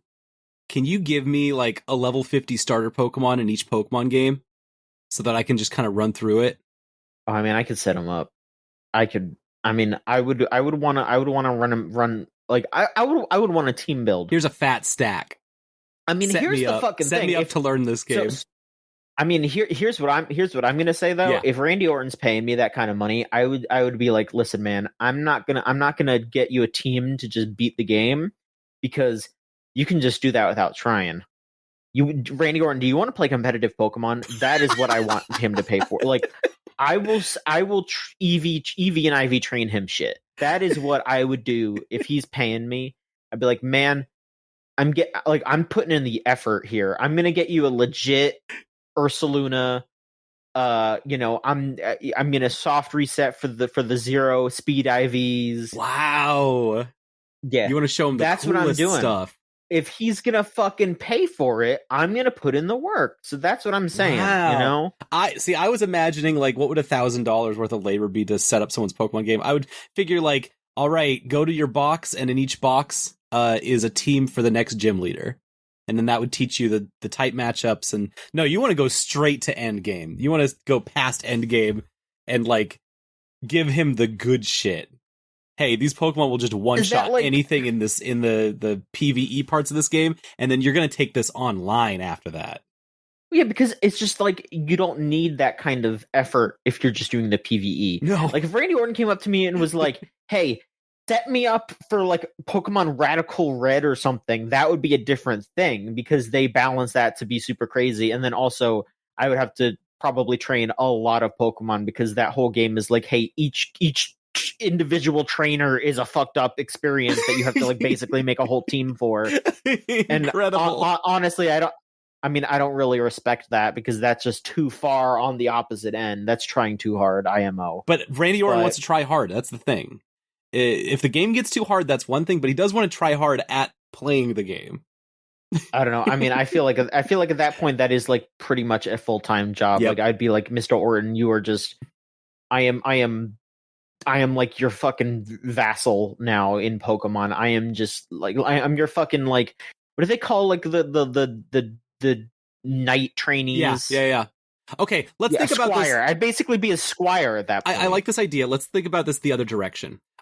If Randy Orton is willing to pay money for people to play video games for him in a way that makes him feel good, what's a game that could get you ordered multiple times? Like, what's a game that like he would need, to come back to you for services over and over? I mean, there is a new Pokemon game every year. I think you're right for that one. I mean, yeah, it just has to be something yearly. Like, if I want to be on call. Yep. Mm-hmm, but then at the same time, it's just like, are you trying to posit that like Randy Orton just wants to like hire me to be like his like personal streamer? Right. That's what I'm thinking. Is like, that what you want? What if? Because like I could just be like, Mr. Orton, Randy, if I may. They got these fucking VTubers, dude. Like, just check this shit out. Like, wait, what VTuber are you showing to the Viper? Who do you think Randy Orton's gonna RKO out of nowhere first? I mean, I don't think he would want to RKO, because I would hope that he respects their talent. He seems to me like he would probably enjoy Pomu. Yes. I think he would like Pomu. Yeah. Viper and the bunny? Is she a bunny? She's a fairy. She's like Tinkerbell. Oh, okay, She's a fairy. She loves Metal Gear. I think he would appreciate her journey through the Metal Gear franchise. That would be so good for her for these bus rides too, between all these cities that he's got to wrestle at. Nice long game, nice long experience, getting to experience it with someone else who's really passionate about it. And then Mansoor would come back to us with a completely different report. Oh, I mean, fucking Brennan Williams is a VTuber, so you know what? Yeah, get Brennan to fucking introduce him to some of his buddies. Like, that's how you do it. Hell yeah! I was just thinking if like you got him, if you'd like tried to get Randy Orton into a game that was so complicated that he would need to come back to you for services over and over. Like if you got him into Dwarf Fortress. Oh my god! And he was just like, this seed's too hard. Can you get me an easy seed? And you have to like, gen him up an easy seed or whatever that would mean. But ain't that part of the experience? But yeah, I don't know. I would hope that at a certain point you're just like, Randy, listen, man, you gotta like it's time. I want to see you blossom. You get out there, you play Dwarf Fortress. You build that redstone generator in Minecraft. I want to see you do it, because this is your task. You will feel more rewarded if you do it yourself. Yeah, maybe someone's coming up to him to play Armored Core, and he's like, "Hey, this is the Elden Ring people made this, and this is a journey that you got to take on your own." Which, I mean, again, like, the thing is that for Elden Ring, the grind aspect, like, he still has things that he can feel accomplished with. Like beating Melania is one thing, even if you are level 100, you know? So I bet him doing that, he still felt really accomplished. Yes. I don't think that he was, like, cheated out of the experience by having that ground out for him. And that's why, you know, I'm talking about competitive Pokemon too, where it's like, if you have a team made for you, like, there's still the whole skill aspect of knowing what moves to use, knowing how to pivot, knowing matchups. Like, there's still a lot to that other than just the team building aspect. So I think that is the important topic, is that I think Randy just doesn't want to do the grind aspect. And you know what? I don't fucking blame him. Because, hey, I think that Pokemon shouldn't have that grind. I don't, like, I do it. I EV and IV train and all that. That shit's still fucked up. You know, like, the fact that there is no item to give you a 0 IV still is so messed up, when there are so many Pokemon who need to have, like, a 0 speed IV so they can be used in Trick Room, or a 0 attack IV if they're a special attacker. Yep. Because then they take less damage from confusion. It's important stuff. That I just hate how they tie all that stuff to resources. Like, the genie's out of the bottle. We know how the meat is made. Just let me just choose what the numbers are, for God's sakes. Pokemon Showdown exists. Yeah. And people are genning these Pokemon up. Like, just skip the hassle. If you want competitive Pokemon to be something that everyone can get into, like, they're already spending $60 plus the DLC, just let them make the Pokemon for competitive. Let them just use what they want to use. It's fine. Who cares? Okay, last most important question. What is Randy Orton's competitive Pokemon team? What are you making for him? What do you think he can run? I think that he seems like I mean, he'd be full offense, obviously. I think so too. Do you think, like, a crits heavy team, or like... No, see, right now, I could see him being... I'm trying to think of, like, what the meta is right now, because it has shifted a lot due to the DLC. I'm trying to see, like, what the current meta is. What does Gen 9 OU look like right now on Smogon? I mean, I mean, I think they just banned Blood Moon Ursaluna, if I remember correctly. No. Yeah, that's pretty crazy. It was a very big, like, yeah, no, we're not doing that shit. Hang on, I'm trying to find OU or Ubers even. I'm trying to think if there are any snakes in Paldea. I don't think there's a snake Pokemon in this region. Oh, there's Orthworm, but that's not... He wouldn't want to be a worm. Orthworm's not very good. He wouldn't want to be a worm either. Orthworm's not very good. No. I could see him going at it with, like, Urshifu, like an Urshifu team. Yep. Oh, he would love that.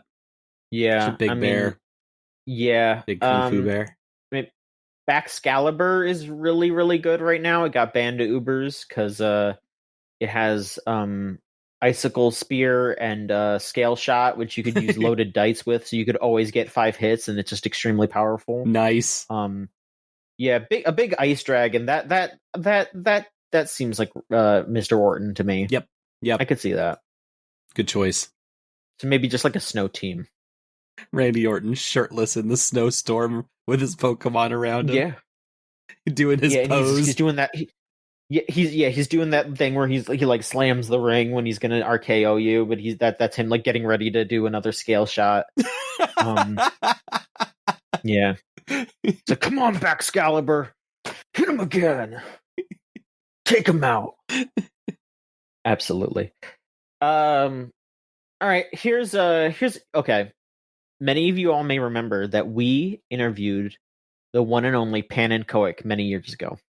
The generator, the prophet who laid down the truth of that an A press is not just an A press. It can be only half. However, something has changed. They have removed the half A press. The half A press is no longer necessary to complete Mario 64 with the least amount of A presses. Wait, what? Word? The Super Mario 64 soothsayer. He's back again. He's back. Did he make a new video about parallel universes and stuff? No, it was not commentated, unfortunately, but there is a new video on his uncommentated channel that showcases a new strategy that involves clipping through walls and moving that the big platform that has the arrows on it in a specific way, and then bouncing off some bats to get to the star for Watch for Rolling Rocks. Okay, and you don't have to press the A button. No. And it, instead of taking like I don't know how long it was, like 2 days or whatever, it's like 6 minutes. Yeah, time is not a factor. Of course not. Sure, this new one takes a couple minutes. If the next one uses even less than 0 A presses and it takes 4 years, he'll probably do it. That's fine. It's not about the time. Yeah. It is about the amount of A presses. I don't think there's anything off the table here. Like, if doing this Rolling Rocks, like, took away half of an A press from another star that had a half A press attached to it, and it took 15 years to accomplish, he'd do it. He'd do it. They would do it. That team would do it. Negative A presses. They figured it out. But yes, it has happened. Wow. Yeah, it is. We no longer need any A presses for this star. The video doesn't matter anymore, does it? Except for all the parts that absolutely do matter. So much of it matters. Yeah, absolutely. Like that is important. The half A press video is such a lens into understanding how to break down a game to its utmost from the player's perspective. Mm-hmm. Like, that is not a video that could be made by a game programmer. The people who made Super Mario 64 could not possibly conceptualize the half A press. Not in so much that they couldn't like do it or something, but the way it's the terminology of it, how it's canonized within the video, what it's used for. Like, you have to be at such a high level of playing the game to understand that. And what a beautiful way to have it be conquered.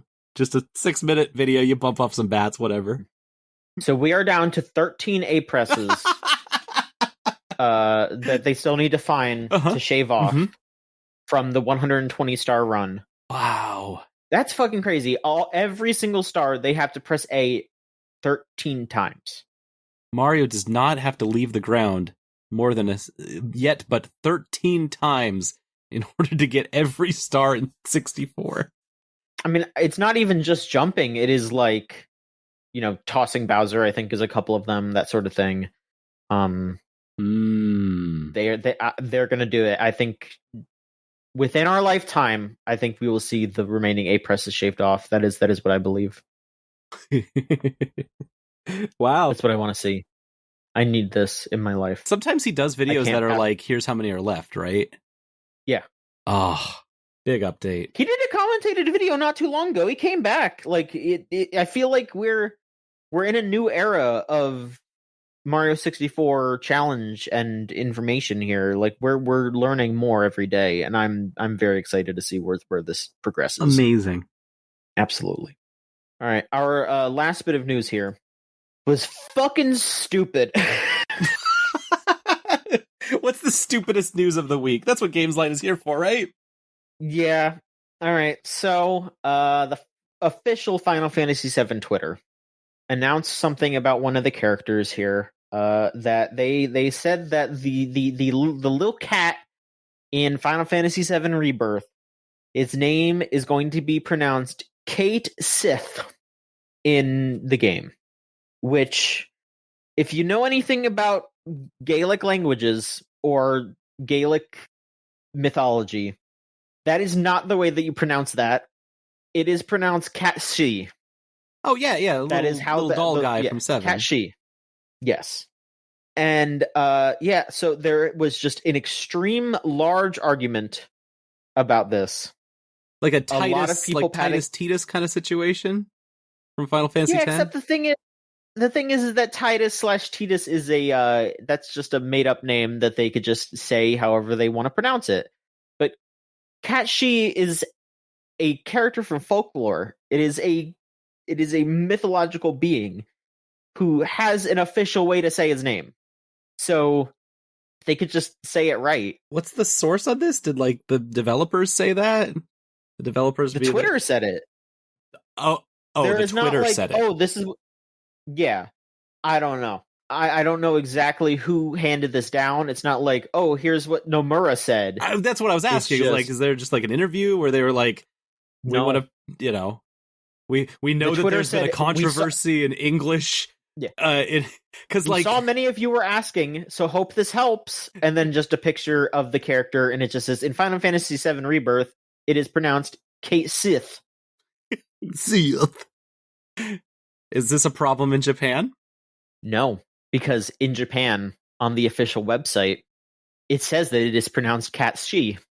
Well, okay, then. So I guess it comes down to if you want to be ignorant, you have the ignorant way to pronounce it, and if you want to, be understood in multiple languages about what you're talking about and who you're speaking towards, what Final Fantasy VII character you mean, without being ignorant, there's another option that this Twitter account is pushing away from.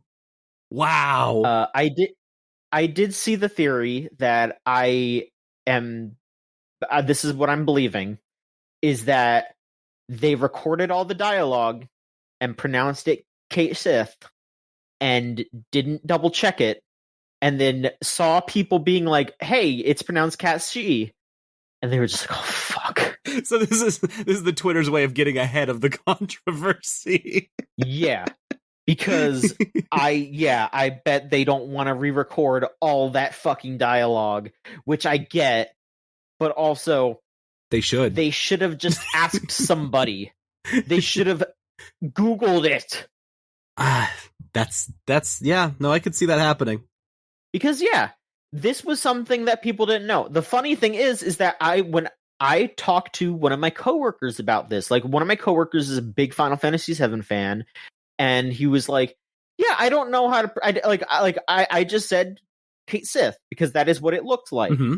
And so I was like, no, it's pronounced Katshi, and like Googled it and showed him, and he was just like, oh, okay, like a normal person would, like someone who is introduced to new knowledge. They incorporate it into their being, and they change what they do, and that instead of being like fucking a lot of people on here who are like, I have been validated. I'm imagining by this Twitter account. I'm imagining the gamers with the blue checks that are like popping the champagne, so fucking many people, biting the metal, dipping the girl, and standing on the third place podium, like losing their fucking mind. I like being so proud of just being wrong. So proud of just I'm wrong and you're wrong and we're wrong together. That makes me right. Yeah. Oh, that's funny. That's funky. It's a very dumb thing, but why would the voice actors be pronouncing it wrong? Because like you have to have, when you're doing voice acting, you have to have guides on how to pronounce all the characters' names. That way people don't start, calling it Separate. Like that's a normal thing, and so Kate Sith had to have a Kate Sith name next to it that said like this is how we want you to pronounce it. So like someone somewhere down the line had to make that decision. That's the mystery is absolutely going to continue. This solves nothing. I don't know. Huh. I will continue to say Katshi. Also because it's cool to say Katshi. It's a cool name. Katshi. The character's a cat. It's a cat. It makes more fucking sense to call it Katshi. Like, come on.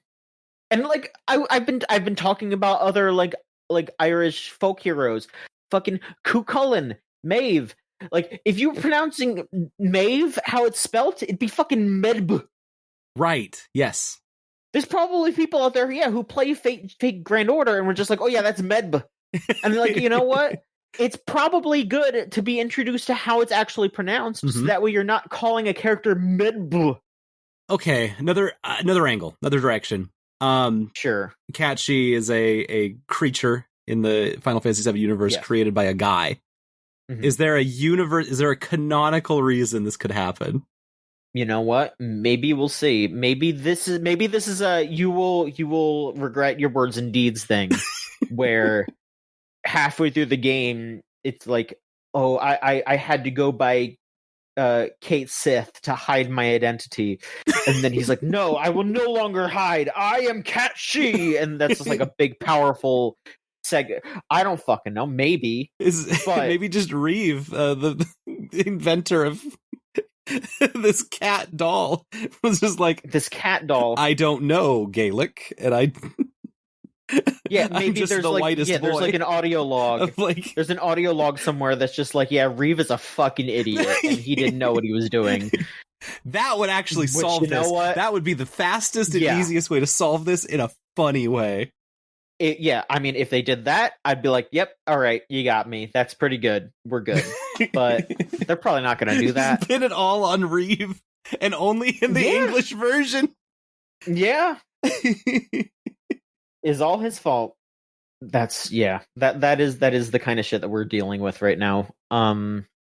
All right. That's the news. That was a full week of news. That's everything that we got. Yeah. So we got one question here that we can run through. If you want to send in a question, you can go to gamesline.tumblr.com/ask. Something like this. Cello Buster asks, if you were trapped on a desert island, which video game console would you want to have with you to eat? To eat? Mm-hmm. My answer. Oh, you've already got an answer. Yeah. I'm going to think about this for a second. My answer is the N-Gage, because it would be really easy to, you know how when you're on the desert island, you like look over at your friend and they turn into like a big burger or whatever.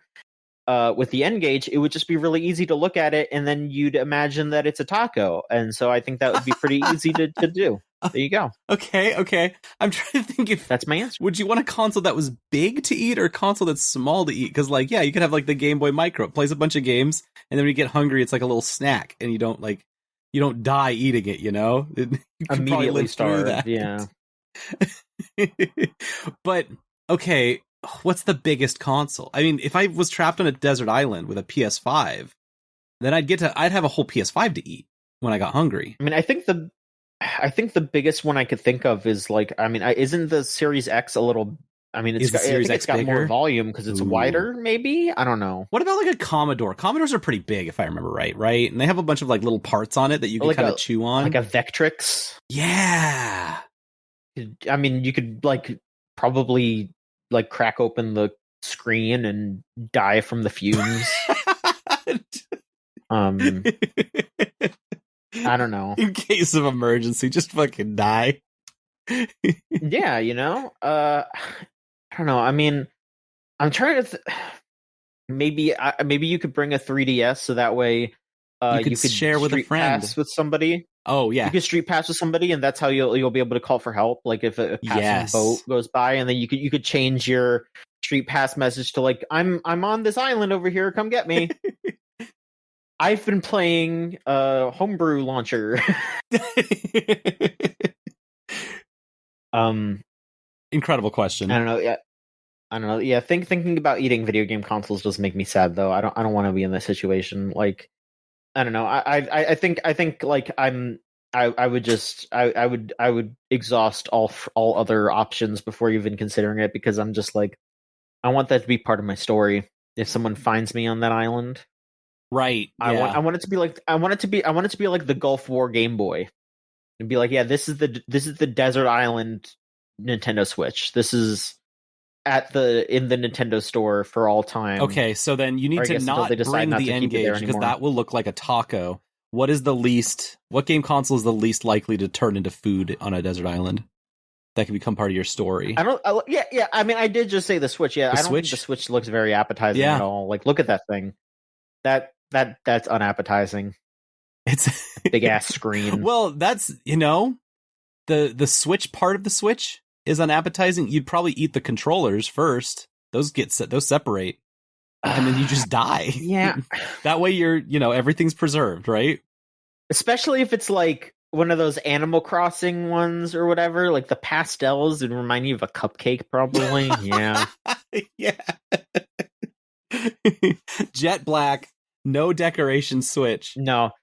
Because that's what I'm looking at right now. Because I have two Nintendo Switches. One of them is the black controllers, the gray controllers, I guess there are actually, and then the other one is the red and blue ones.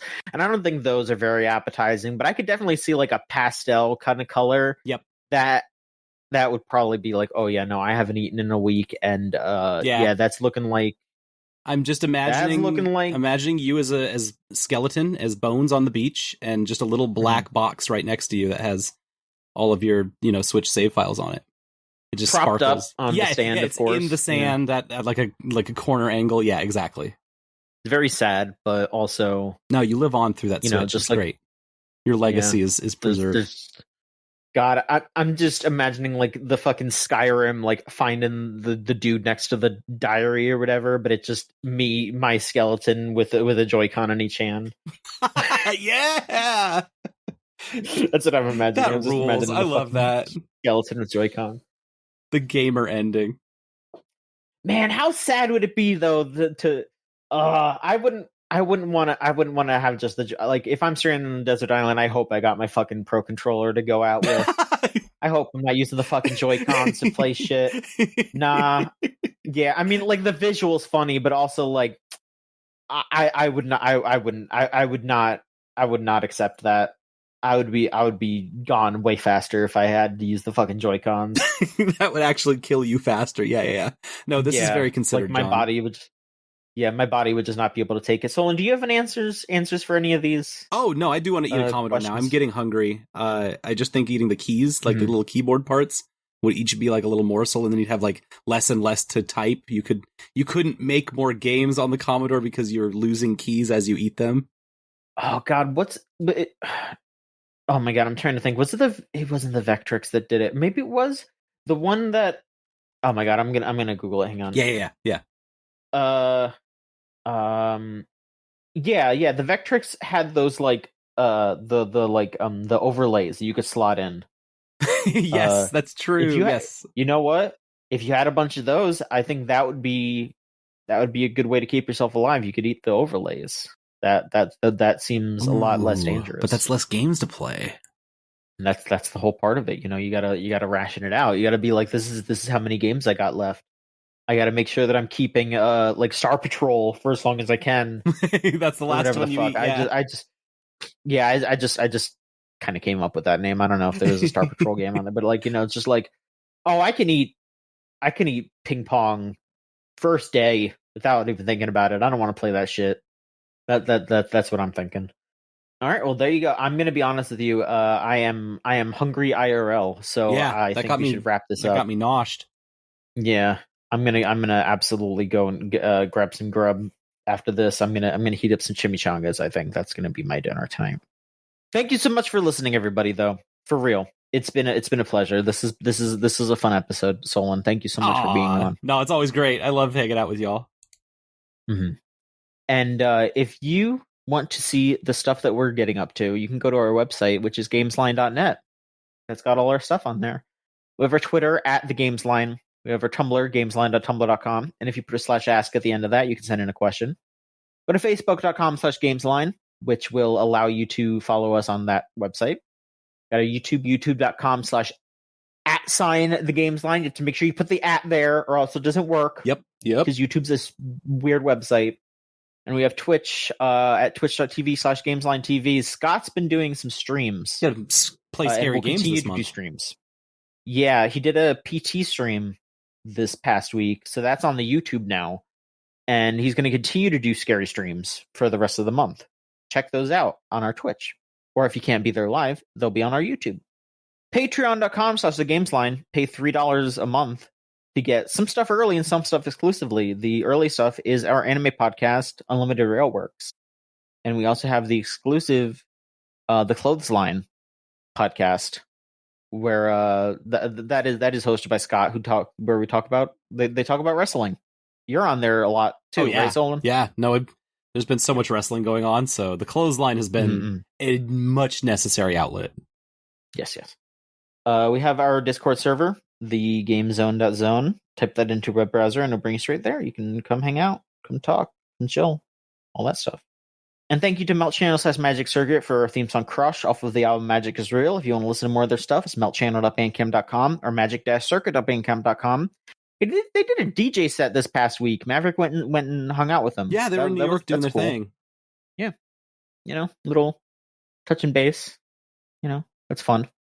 Solon, where can people find you online? Hey, if you want to find me and all the things that I do, you can find me at ChorbySP on Twitter and on Twitch. And come hang out with me at chorb.me, and that's the Discord area that I hang out in too, where we watch all the wrestling. And you can follow me on Twitter at JOHN_MICHONSKI. And that'll do it. Thank you so much for listening, everybody. We will be back next week with another episode of the Gamesline podcast. Thank you so much.